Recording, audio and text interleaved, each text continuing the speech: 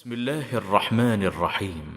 الله ولي الذين آمنوا يخرجهم من الظلمات إلى النور.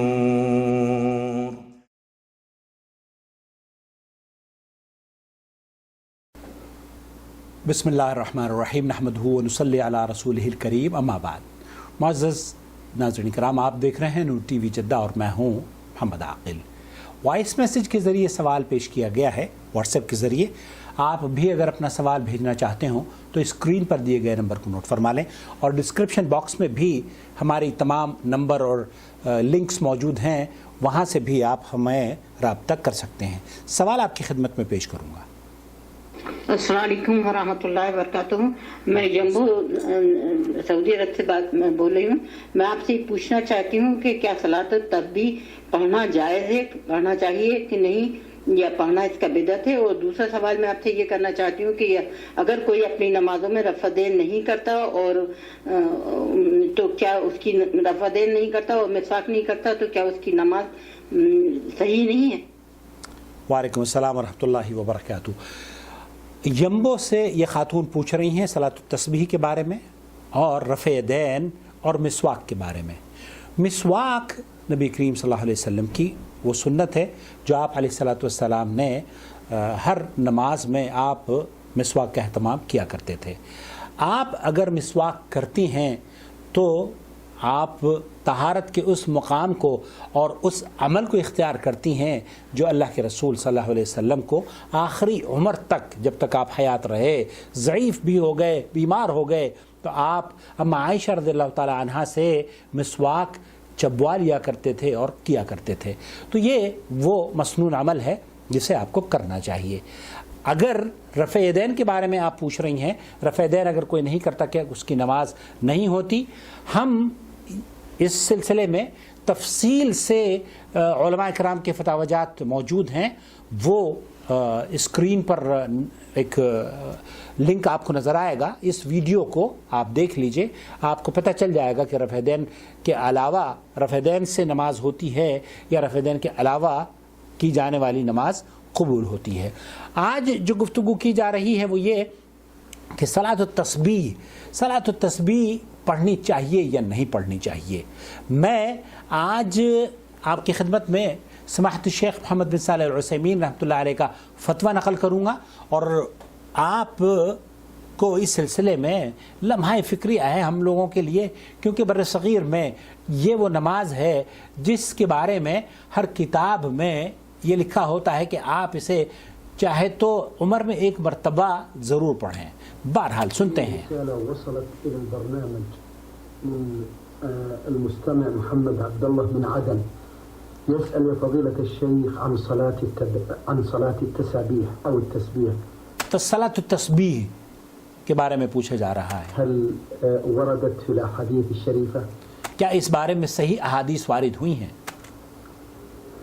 صلاة التسبيح وردت في الأحاديث المروية عن النبي صلى الله عليه وسلم، ولكنها أحاديث ضعيفة لا تقوم بها حجة. صلاۃ التسبیح کے بارے میں بہت ساری روایات بیان کی گئی ہیں، نبی کریم صلی اللہ علیہ وسلم سے منسوب ہیں، لیکن وہ تمام کی تمام احادیث ضعیف ہیں جن پر حجت قائم نہیں ہوتی، اور اس کی بنیاد پر اس پر عمل کرنا بھی درست نہیں ہے. قال شيخ الإسلام إنها كذب.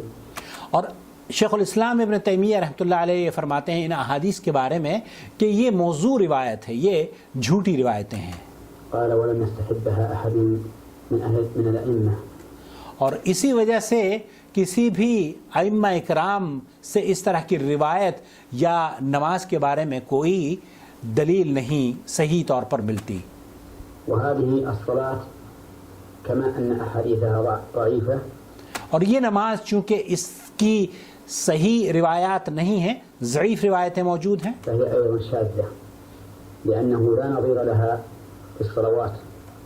اور یہ ایک عجیب و غریب نماز ہے جو کہ دوسری نمازوں سے بالکل مختلف ہے، وهي شاذة من حيث الأداء. اور بڑی عجیب و غریب اس کی اس کو ادا کرنے کا جو طریقہ ہے وہ بھی بڑا ہی عجیب و غریب ہے. إذ أن الحديث الوارد فيها يقتضي أن تفعل كل يوم أو كل أسبوع أو كل شهر. حدیث میں آتا ہے کہ ہر روز پڑھیں، یا اگر ہر روز نہیں پڑھ سکتے تو ہر ہفتے پڑھ لیں، اور ہفتے نہیں پڑھ سکتے تو پوری ایک مہینے میں پڑھ لیں، اور اگر پورے نہیں ایک مہینے میں نہیں پڑھ سکتے تو ایک سال میں پڑھ لیں، اور ایک سال میں نہیں پڑھ سکتے تو زندگی میں ایک بار تو پڑھ ہی لیں. أو كل عام أو في العمر مرة. ثم لو كانت صحيحة عن النبي صلى الله عليه وسلم اگر یہ صحیح ہوتی اللہ کے رسول صلی اللہ علیہ وسلم سے لكانت مشهورة ولتناقلها الناس. تو یہ مشہور ہوتی اور نبی کریم صلی اللہ علیہ وسلم کی صحیح صحت کے ساتھ احادیث محدثین نے نقل کی ہوتی. ولم تكن تأتي بمثل هذه الطرق. اور اگر یہ صحیح ثابت ہوتی تو یہ جو ضعیف روایتیں اور جھوٹی من گھڑت باتیں جیسے علامہ ابن تیمیہ رحمۃ اللہ علیہ نے فرمایا ہے اس طرح کی باتیں نہ آتی. الضعيفة لأنها صلاة غريبة. یہ بڑی عجیب و غریب نماز ہے، شیخ فرما رہے ہیں. والعادة أن الغرائب تنقل وتبين ولأنها صلاة فيها فائدة عظيمة. اور اس سے جو لوگوں کو رغبت دی جاتی ہے وہ یہ کہہ کر کہ اس کے بہت فضیلت ہے، بہت بڑے بہت اچھے اس کے فائدے ہیں. صحت عن النبي صلى الله عليه وسلم. اگر یہ صحیح طور پر ثابت ہوتی من أقوال أهل العلم أنها لا تشرع ولا تستحب. اس طرح کی نماز وہ کہہ رہے ہیں کہ میری علم کے مطابق صحیح طور پر ثابت نہیں ہے اور یہ نہیں پڑھنی چاہیے. ضعف أحاديثها ونكارة فعلها. ومعنى قول نكارة فعلها أي أن فعلها لا نظير له في الصلوات. تو شیخ بن باز رحمۃ اللہ علیہ کا بھی موقف یہی ہے کہ اس کو پڑھنا درست نہیں ہے، اور علامہ ابن تیمیہ رحمۃ اللہ علیہ نے تو وہ تمام احادیث جو کہ صلاۃ التسبیح کے بارے میں بیان کی جاتی ہیں وہ ان کو بتایا ہے کہ یہ موضوع روایات ہیں. اللہ رب العالمین سے دعا ہے کہ اللہ تعالی ہمیں صحیح احادیث پر عمل کرنے والا بنا دے اور نماز کو صحیح طور پر ادا کرنے والا بنا دے. آمین یا رب العالمین. اپنا خیال رکھیں، دعاؤں میں یاد رکھیں، اور ابھی تک اگر ہمارا چینل آپ نے سبسکرائب نہیں کیا ہے تو پلیز سبسکرائب کر لیں اور بیل آئیکن بھی دبا دیں تاکہ ہماری تمام ویڈیوز آپ تک پہنچتی رہیں. بہت شکریہ.